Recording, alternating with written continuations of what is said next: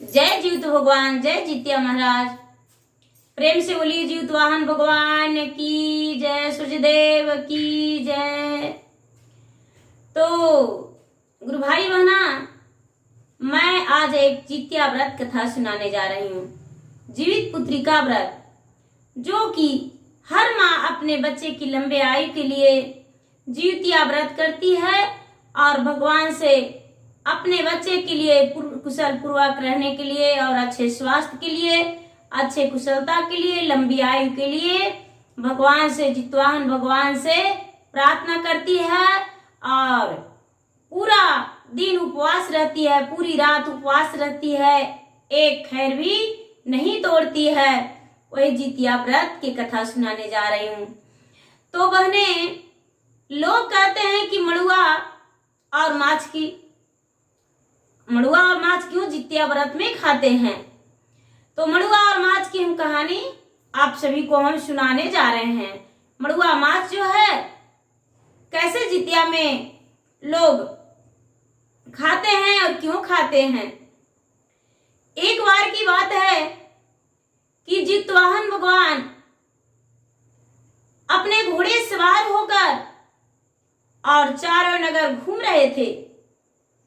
इसीलिए घूम रहे थे कि कौन दुखी है, कौन मेरा याद करता है, कौन कहाँ है, कैसे है, किस हाल में है और कौन मेरा पुकार करता है।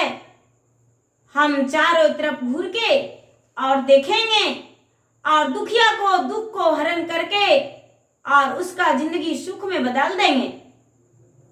जितवाहन भगवान अपने घोड़े सवार होकर और पूरा नगर में घूम रहे थे। चारों तरफ पूरा पृथ्वी पे अपना सैर कर रहे थे और इधर उधर देख रहे थे। देखते देखते देखते देखते जितवाहन बाबा नदी के अरार पर चले गए।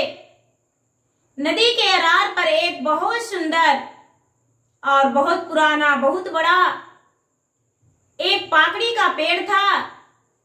उसी पेड़ के नीचे जितवाहन भगवान सो गए।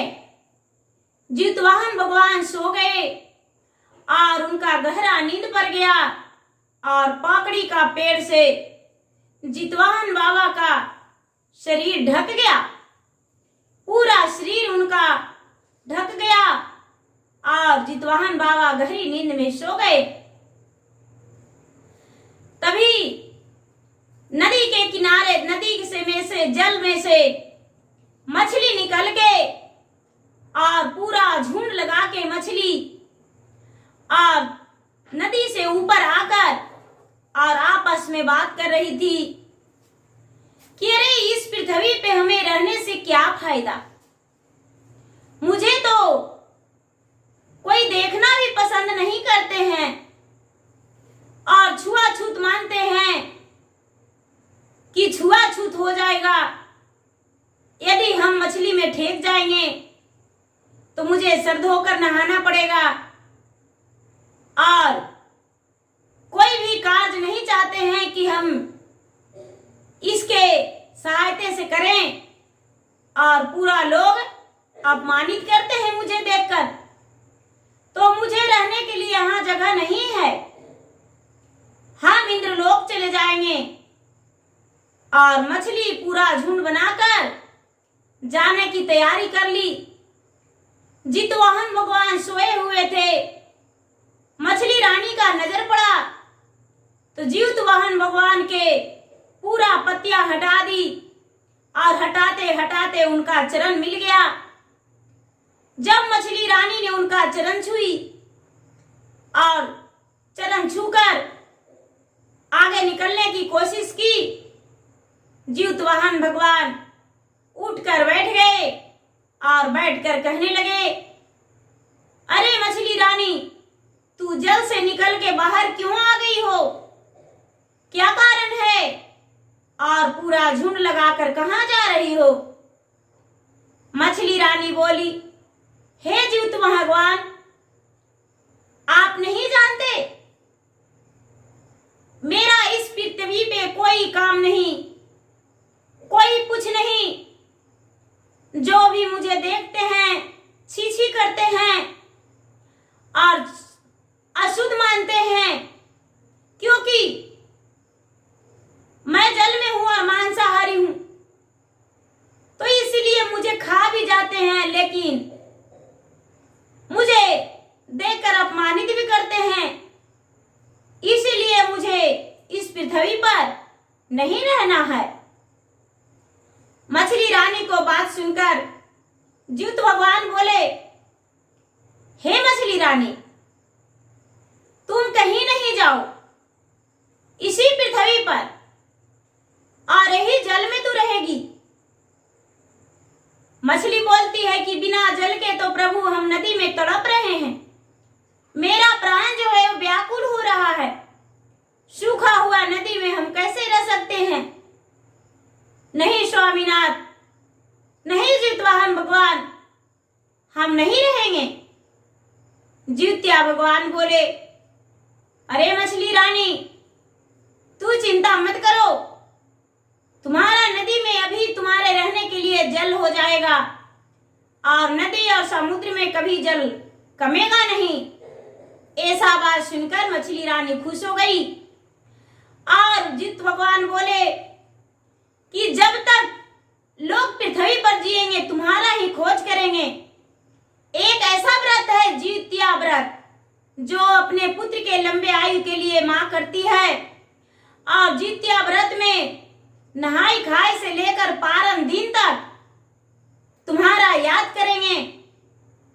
और जो भी मां नहीं बनी है, निसंतान है, वो जल में खड़ी होकर और अपना आंचल जल में लगा देगी। यदि उसके आंचल में मछली आ गया तो उसका संतान अवश्य हो जाएगा। तुम पे नजर पड़ने पे शुभ माना जाएगा। तुम चिंता मत करो, तुम्हें देखने के लिए लोग इंतजार करेंगे और सोचेंगे कि कब मछली पे मुझे नजर पड़े कि आगे कोई सफलता काज के लिए विजय प्राप्त हो, और तुम पे नजर पड़ जाएगा जाते जाते तो उसका विजय प्राप्त हो जाएगा। चिंता मत करो। बहने, जितवाहन भगवान ने मछली को रोक लिए और जो मांसाहारी भोजन करते हैं वो नहाई खाई के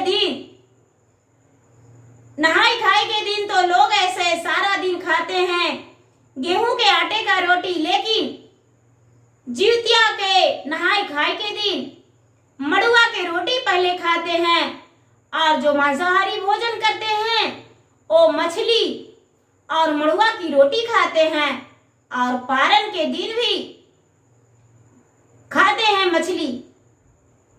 और इसीलिए जितवाहन भगवान मछली का रोक लिए और मछली रह गई। जितवाहन भगवान जब मछली जल में चली गई तो मड़ुआ धामा शाम जा रही थी धवाधप करते।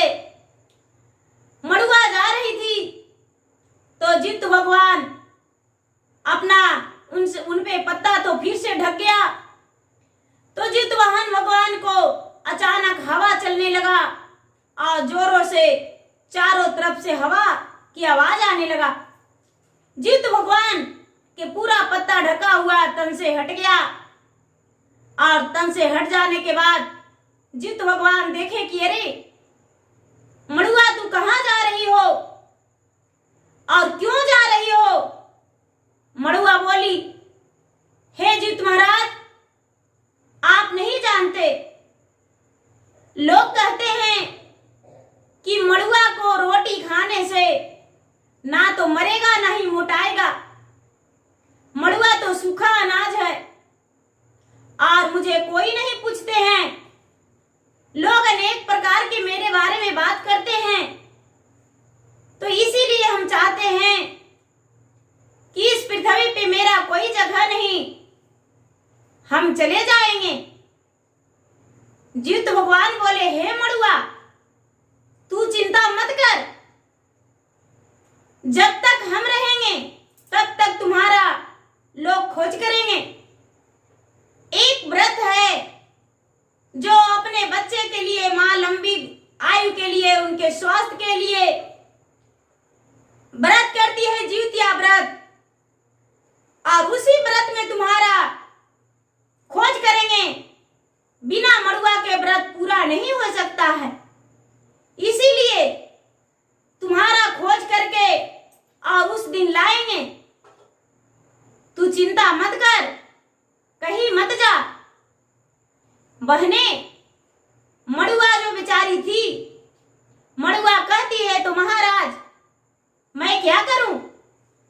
बोले कि हे मड़ुआ, बस मेरा कहना मान के और तू कहीं मत जा, तू अपना स्थान मत धर, इसी पृथ्वी पर तुम्हें रहना होगा और यही रहना होगा, कहीं तू नहीं जाएगी।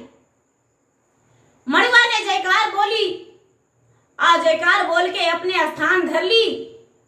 वो इंद्रलोक नहीं गई। जीत भगवान फिर वहीं सो गए। जीत भगवान का गहरा नींद पड़ गया और पाकड़ी का पत्ता डोल डोल के उनका पूरा शरीर पत्ते से झक गया। जब पत्ते से झक गया तो जो झिंगी कहते हैं, झिंगनी, बहने कितने लोग अलग अलग अपने जगह पे अलग अलग उसको भाषा बोलते हैं। कोई तरुई बोलते हैं, कोई झिंगनी बोलते हैं, कोई झिंगी बोलते हैं, तो अनेक प्रकार के उनको लोग कहते हैं। तो ऐसे हमारे यहाँ तो लोग झिंगी बोलते हैं, तो उसका हम झिंगी ही कहेंगे। लेकिन जो झिंगी था वो भी घमासान अपनी आवाज में चला जा रहा था और जितवाहन बाबा पूरा गहरी नींद में सोए हुए थे। जब गहरी नींद में सोए हुए थे तो उनका धवा धवा की आवाज सुन के और हवा चला, जो पाकड़ी का पत्ता उनका शरीर से हट गया और जितवाहन बाबा का अचानक नींद टूट गया। तो कहते हैं कि अरे झिंगनी तू कहाँ जा रही हो? बोले क्या कहूं महाराज, मैं अपना लोक वापस जा रही हूं, इंद्रलोक। इस पृथ्वी पे मेरा क्या काम? लोग कहते हैं इतना सारा सब्जी काटते हैं, इतनी सी सब्जी हो जाती है, सारा सब्जी गल जाता है, इसको रखने से क्या फायदा? लोग तो मुझे रोपना भी नहीं चाहते हैं, लोग मुझसे तबाह हो जाते हैं, परेशान हो जाते हैं। इसीलिए क्या करूं, मैं अपना लोक जा रहा हूं। जिउतिया भगवान बोले, हे झिंगनी तू कहीं मत जा, मेरा विनती और मेरा बातें सुन ले। इस पृथ्वी पे सभी माँ अपने बच्चे के लंबे आयु के लिए, अच्छे स्वास्थ्य के लिए जितिया व्रत करती है और जितिया व्रत करके पूरा निराहार निराजल रहती है। तो जो तुम्हारे काम में आएगी तू, क्योंकि नहाई खाए के दिन, जो माँ जितिया व्रत के दिन, नहाई खाए के दिन तुम्हारा सब्जी नहीं बनाएगी, वो जितिया व्रत उसका पूरा नहीं होगा। ऐसा है कि मड़ुआ की लिट्टी रोटी बनाएगी और झींगी का सब्जी भी उसे अवश्य बनाना होगा। आप पारण के दिन झींगी का सब्जी, कच्चा झींगी या सब्जी बनाया हुआ, कच्चा झींगी तो दान भी करेगी और सब्जी बनाया हुआ अपने पूर्वजों को देगी और वो व्रत रखेगी नहाए खाए के दिन भी, और उसके बाद ही उसका व्रत पूरा होगा। जब पारण करेगी तो उस वक्त भी, उस दिन भी उसे झींगी का सब्जी बनाना पड़ेगा। झींगी रुक गई, अब रहा नुनिया साग। नुनिया साग वो भी बेचारी चली जा रही थी, नुनिया साग जा रही थी, तो उसी स्थान पे जितवाहन भगवान सोए हुए थे और नुनिया साग जो थी धीरे धीरे चल रही थी, पत्ता से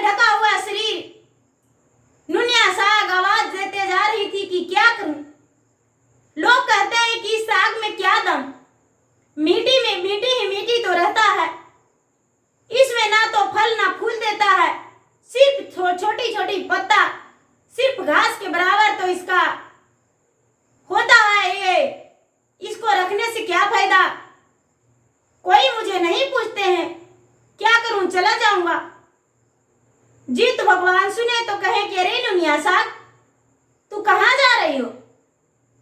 नुनिया साग बोली, हे जितवाहन भगवान मैं क्या बोलूं, मैं अपना लोग वापस जा रही हूं। जितना दिन पृथ्वी पर रहे उतना दिन तो मुझे परेशानी ही परेशानी मिला। क्या करूं, आज मैं अपना लोग जाकर और खुश हो जाएंगे। पृथ्वी पर लोग मुझे कोई पूछ नहीं करते हैं और कहते हैं कि ये तो घास की बराबर है, तो इसका क्या काम। मुझे कोई पसंद नहीं करते। जीव तो भगवान बोले, अरे नुनिया साग तू चिंता मत कर, तेरे बिना तो पूजा लोग का अधूरी रहेगा। तेरे बिना पूजा अधूरी रहेगा। तू जब तक पूजा में नहीं रहेगी तब तक पूजा ही पूरा नहीं होगा, क्योंकि पृथ्वी पे सारी माँ जित्या व्रत करती है और जित्या व्रत करती है तो तुम्हारा खोज अवश्य करेंगे। और तुम्हारा खोज करेंगे तो नहाई खाई से लेकर पारण तक तुम्हारा एक खोज करेंगे। अपने स्थान पे जहां पे वो व्रत रखेगी वहां पूजा करेगी, उस जगह पे तुम्हें रखेगी और साग बनाएगी, नहाई खाई के दिन भी और पारण के दिन भी। तू चिंता मत कर, तू कहीं मत जा, तू इसी लोक में रह जा। नुनिया साग कहती है कि महाराज कैसे। बोले देखो तुम्हें तो ढूंढेगी, तुम्हें ढूंढ ढूंढ के लोग लाएगी, इसीलिए तू कहीं मत जा। बहने नुनिया साग भी जितवाहन भगवान के कहने से रह गई। जो कंदा था, कंदा के लोग बोले, कंदा भी वही बात। कंदा बोली महाराज मुझे तो सब्जी खाना भी पसंद नहीं करते हैं, तो हम कैसे रहेंगे। जित भगवान बोले चिंता मत कर, जो जित्या व्रत करेंगे तुम्हारा खोज अवश्य करेंगे और तुम्हें खोज कर ढूंढ कर लाएंगे और सब्जी बनाएंगे, नहाई खाई के दिन भी और पारण के दिन भी।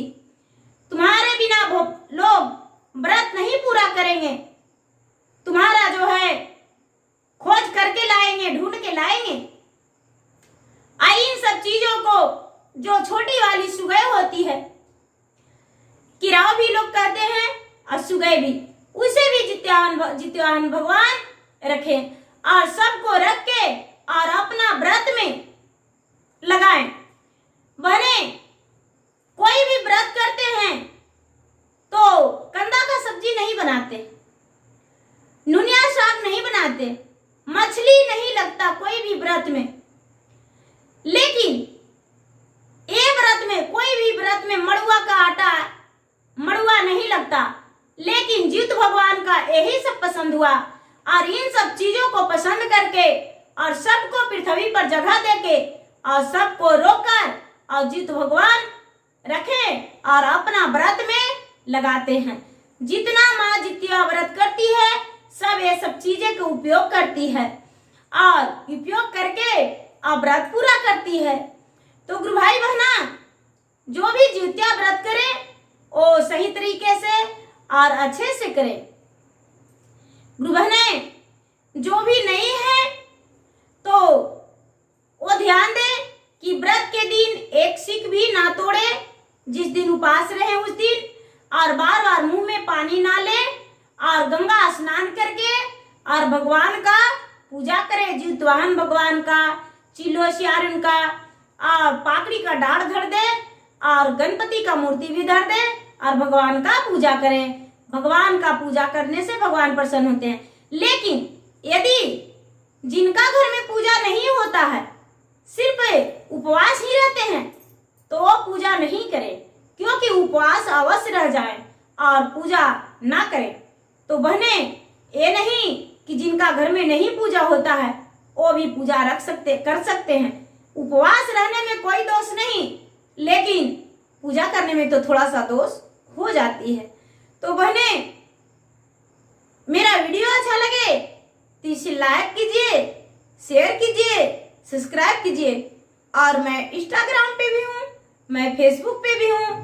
मेरा इंस्टाग्राम पे और फेसबुक पे फॉलो कीजिए, लाइक कीजिए, शेयर कीजिए और यूट्यूब पे कमेंट बॉक्स में जय चितवाहन बाबा जरूर लिखिए। धन्यवाद।